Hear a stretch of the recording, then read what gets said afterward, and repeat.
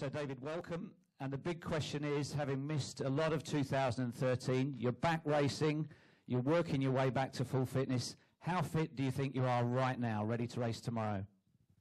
Well, thank you. I'm happy to be back, and I think I've never missed New York since 2012.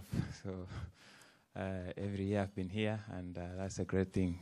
Though I've been out for a couple of months because of a knee injury, but now it's getting better, and I'm building up my fitness, and I'm coming nicely. So everything is going to be okay, hopefully, in the coming weeks.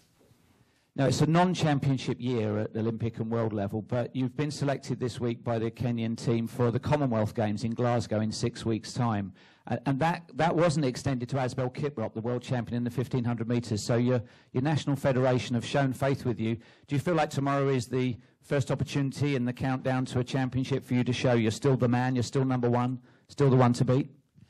Yeah, sure, that's true. When I was coming to Eugene, actually, I talked to the federation and I told them I have desire of running the Commonwealth Games, and I told them, of course, you have to understand a few things here and there because I have not been in the season, and I've not been training well, of course, and I'm trying to build my shape, and I need a few races here and there, but I don't need a lot of pressure at the same time. So they understood, and that was a great thing, and they selected me into the team.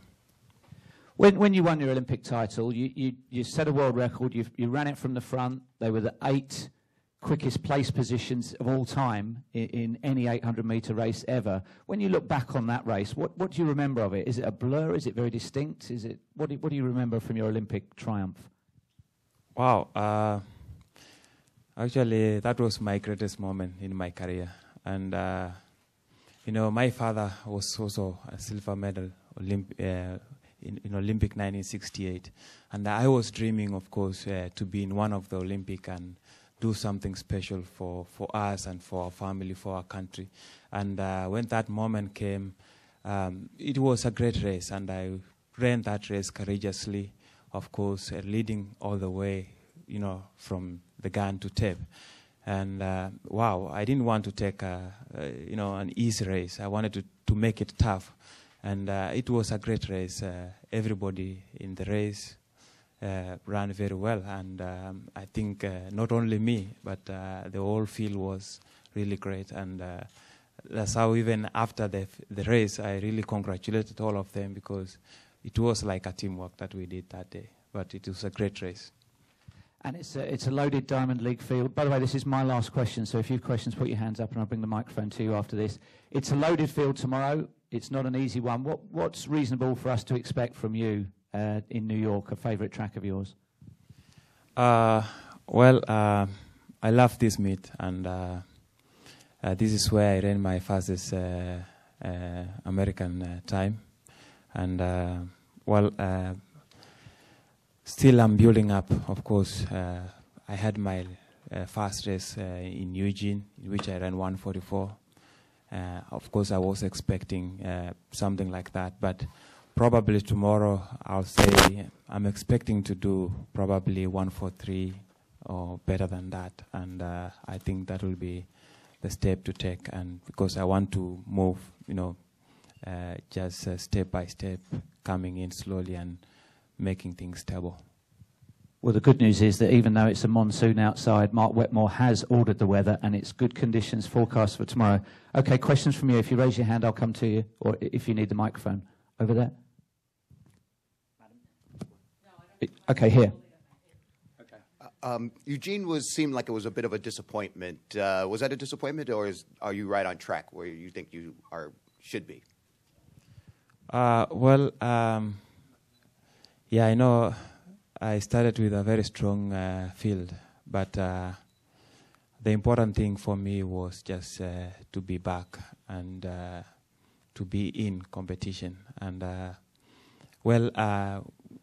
very well, even my coach, while we were training back in Kenya, I told him, I think I want to start with 1:44, and I think I can do that. And actually, our aim was just to go there, run a 144, run a good race. And then at least I'll know where I am and start building from there. And that was our main aim. So I think we were very happy, my coach and I, we are happy with what we did in Eugene. So we want to build from there now. Hands up with questions, yes? Yeah, David Rudisha. Talk about the disappointment of not getting a chance to defend your world title. You're coming out of two of the breaks here, 2012, 2013. Then injury showed its face. So can you just expand on that a little bit? Of not getting the chance to defend your world title. Well, it's true, it's tough. In athletic, like any other career, there is always up and downs. And sometimes it's very difficult when you get injured. There's nothing you can do about it.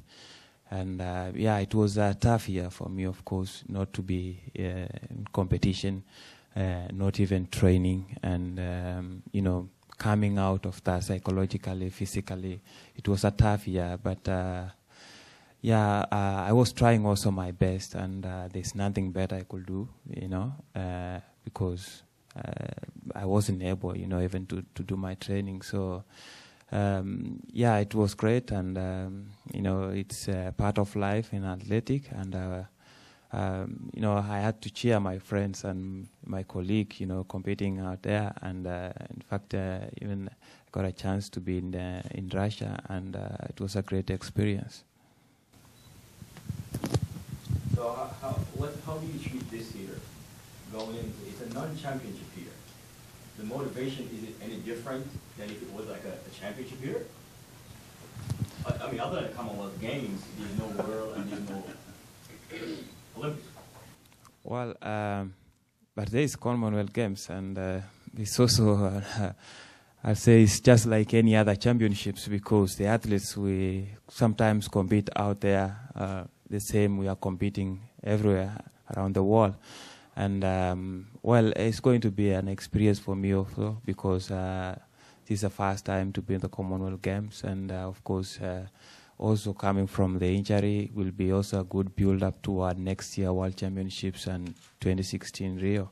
So I just want to stay motivated, and at least every year it's good to have a championship competition, whether it's big or small, but it's also good for our training and our racing skills. Any more questions? There's one I'm going to ask everybody, and that is, obviously the biggest sporting event in the world tomorrow is the Adidas Grand Prix here in New York, but there's also stuff going on in Brazil. Kenya aren't there. Who are you cheering for in the World Cup? Of course, my favorite team actually is Brazil. So, and we won yesterday, so that was good. But I am an Arsenal fan when it comes to Premier League. Okay, I think we have an opportunity. If there's no more questions at the... All right. David, in the past, we've seen you do a couple 400s. We get to see you go down that short anytime this season? I don't think I'll do any 400 this year. I've been sometimes, running 400 at the beginning of the year just to sharpen up my speed. Most likely sometimes in Australia around February, March. But as you know, this year I wasn't fit at that time. I was still nursing my injury, so I didn't get a chance to do that. But, at this time I think I better focus and, into the main season. So I don't want to change. I'll be running only 800, and probably if... of course, Kenya will make the final maybe in Glasgow Commonwealth Games. I might run for them the final 400 meter.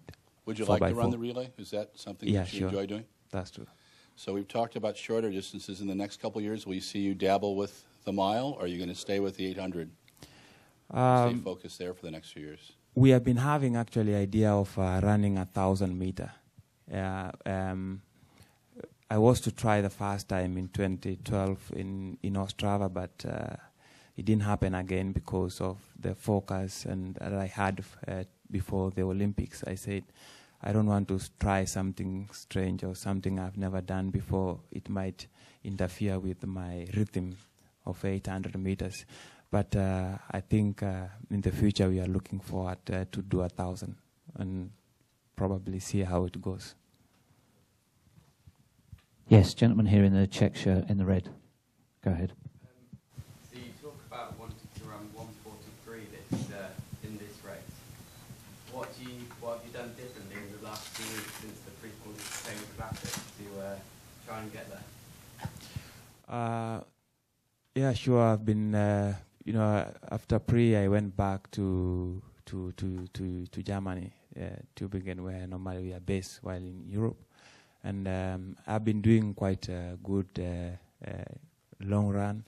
And of course, I did a bit of track also, because I think at this time I'm trying to do more mileage, sort of training, so that just to build on that, because I started very late. So it's a way of just building up. So I've done quite good runs. And of course, when you are competing also, sometimes the fast race, it's like opening. So it's always tough. But when the body build up and get into racing, a few races, and then it open up. So I think I'm looking forward for tomorrow.